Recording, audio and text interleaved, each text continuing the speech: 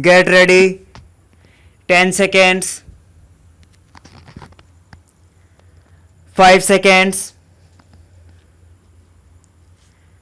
Start. Mr. Speaker, Sir, Part 16 of the Commissioner's report deals with his investigation into the operation of the safeguards provided for the Anglo-Indian community.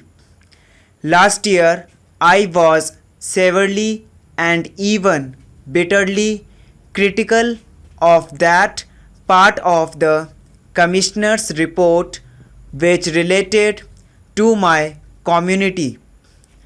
This year, I do not propose to be so critical. The report is a little more full this year, but may I say this to the Commissioner that I think it would have been even fuller if he had maintained closer liaison with the All India Anglo-Indian Association.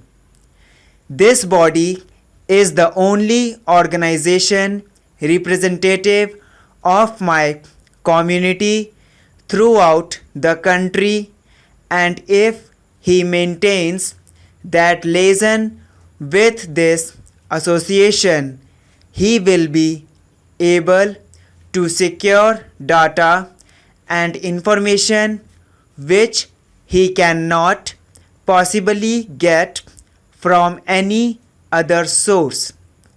May I say this, that I had an opportunity recently of having a discussion with the Commissioner, and as a result of that discussion, I am glad to say some of my doubts have been allayed. I shall deal first with the question of employment. Article 336 of the Constitution provides certain reservations for the Anglo-Indian community in certain services. May I say here that my community is facing a fiercely acute employment problem. My own estimate is that at least 30% of the able-bodied men of my community are today without work. Perhaps it is an affliction which they suffer in common with the other communities in the country at large. The Commissioner has rightly observed that the reservations in certain services for my community are not being filled.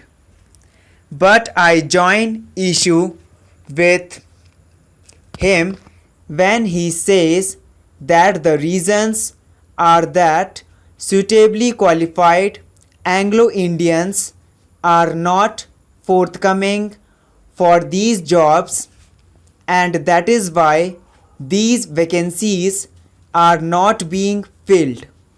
May I tell him that on the one hand, while these vacancies in certain services are not being filled, on the other hand, there are hundreds not only suitably qualified but perhaps thousands of more than suitably qualified Anglo-Indians who are working on mere pittance.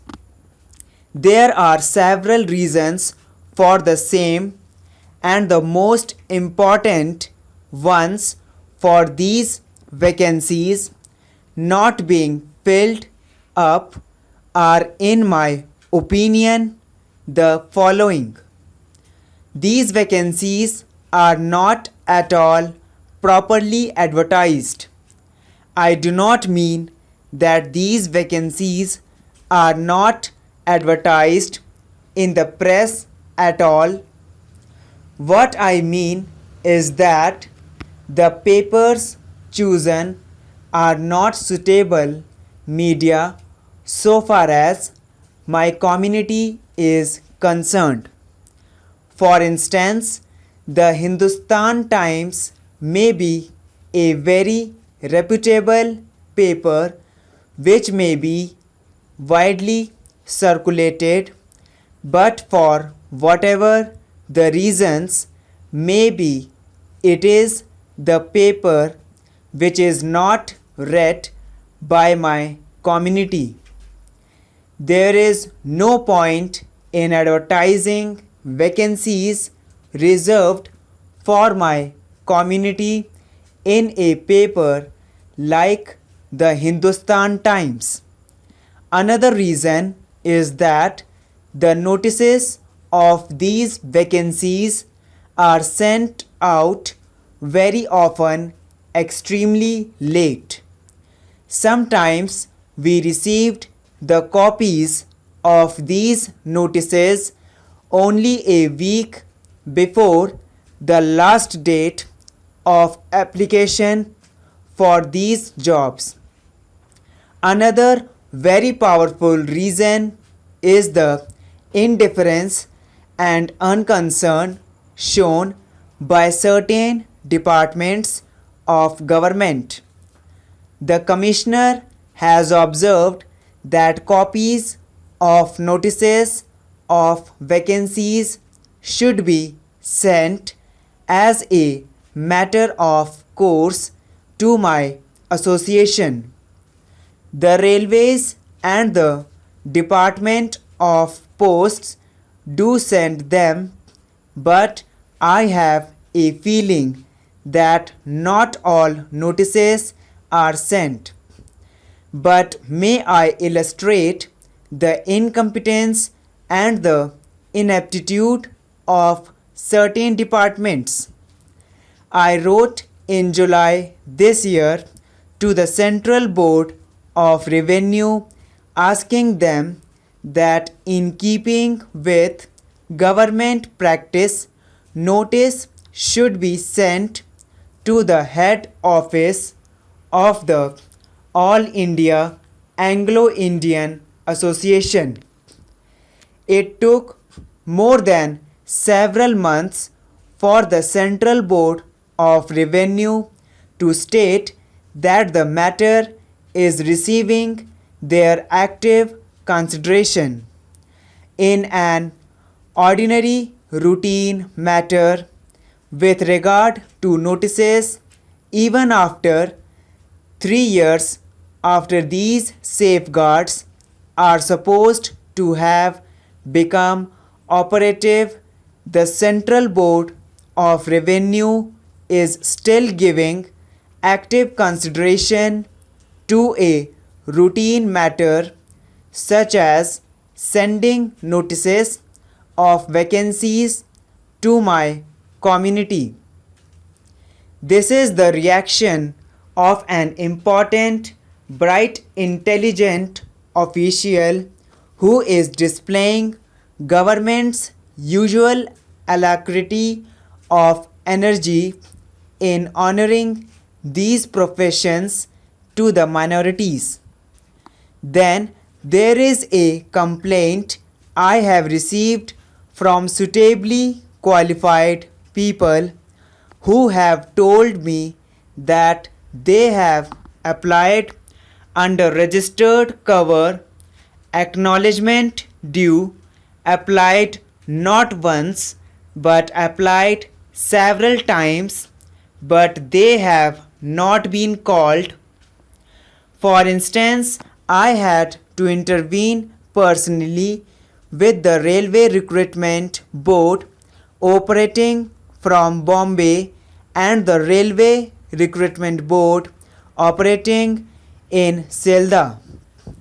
It was only after I intervened personally that suitably qualified people who had applied repeatedly and who for some inscrutable reasons were not considered were called for interview.